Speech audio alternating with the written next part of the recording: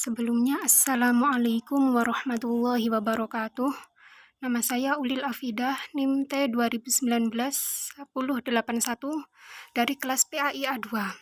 Kali ini saya akan membawakan tentang isu kontemporer 1, yaitu tren perilaku anak muda dengan tema pelecehan seksual. Identitas Jurnal Kesehatan Andalas, volume 5, nomor 2 tahun 2016, judul paper Faktor-faktor yang berhubungan dengan perilaku seksual remaja di Kota Padang. Yang menempati yaitu Sinta 3. Yang pertama, research gap, atau yang menjadi kegelisahan penulis, yaitu hasil penelitian mendapatkan bahwa perilaku seksual beresiko lebih tinggi pada remaja yang memiliki sikap negatif, yaitu 30,9%. dibanding dengan remaja yang memiliki sikap positif, yaitu 15,15%. Secara uji statistik didapatkan nilai IP sama dengan 0,039, berarti ada hubungan bermakna antara sikap terhadap berbagai perilaku seksual dengan perilaku seksual remaja di Kota Padang. Nah, ini menunjukkan yang mendasari perilaku seksual pada remaja yaitu harapan untuk menikah dalam usia yang relatif kecil dan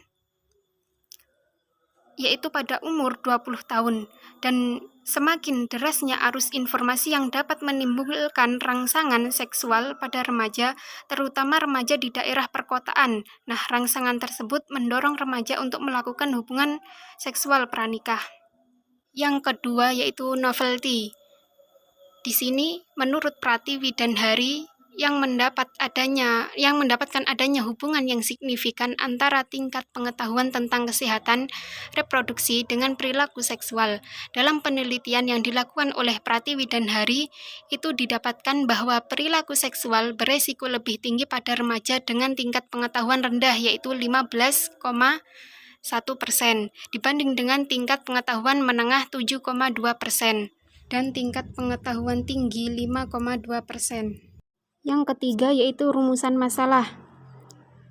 Rumusan masalah di sini yaitu untuk mengetahui faktor-faktor yang berhubungan dengan perilaku seksual remaja di Kota Padang.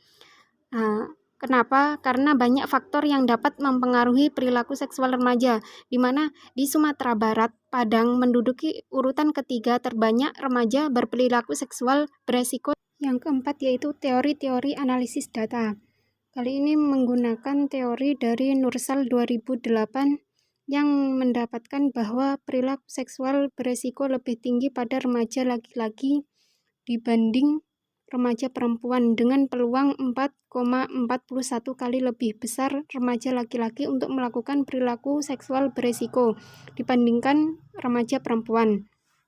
Nah, ini karena adanya norma yang lebih longgar bagi laki-laki dibanding perempuan. Akibatnya laki-laki berpeluang lebih besar melakukan berbagai hal dibandingkan perempuan. Laki-laki cenderung lebih bebas dibandingkan perempuan. Orang tua lebih protektif pada remaja perempuan dibandingkan laki-laki, sehingga dapat dikatakan jika laki-laki memiliki peluang lebih besar untuk melakukan perilaku seksual beresiko dibandingkan perempuan.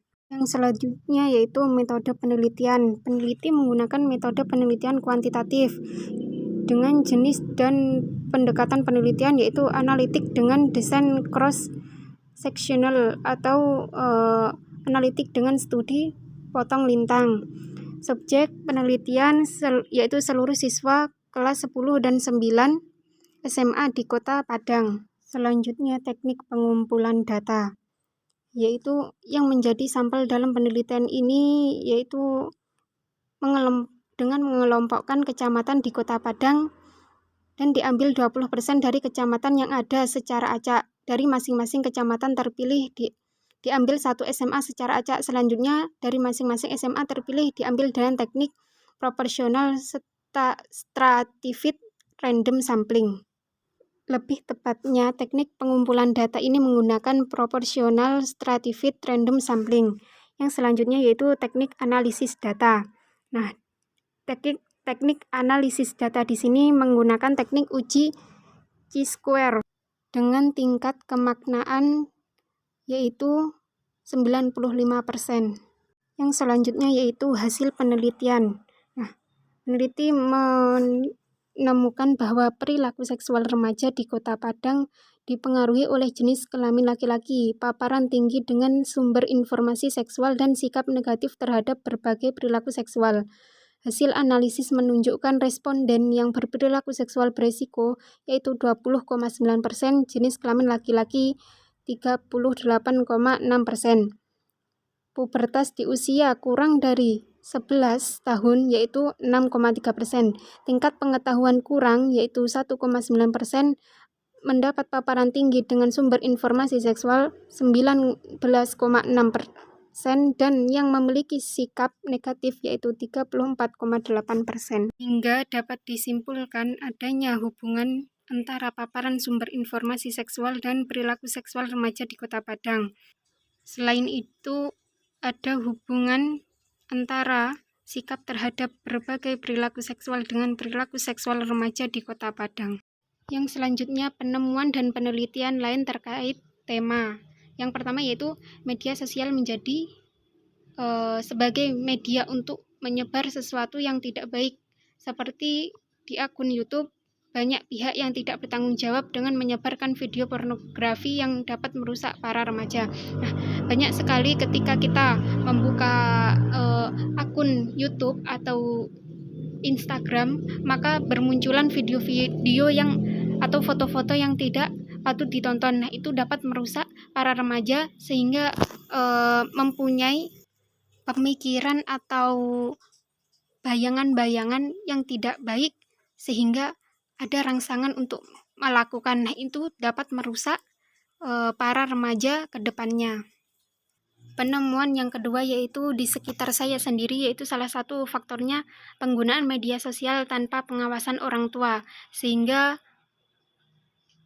dia sendiri kurang pertimbangan dampak yang akan diperoleh, sehingga terjadi pelecehan seksual pada remaja yang merugikan masa depannya. Nah, itu sangat kasihan, apalagi mempunyai keturunan dari tindakan yang dilarang, maka akan menimbulkan efek baik fisik, sosial maupun psikis terhadap dirinya sendiri maupun anak yang dihasilkan. Sekian dari saya, apabila ada kesalahan mohon maaf. Terima kasih. Wassalamualaikum warahmatullahi wabarakatuh.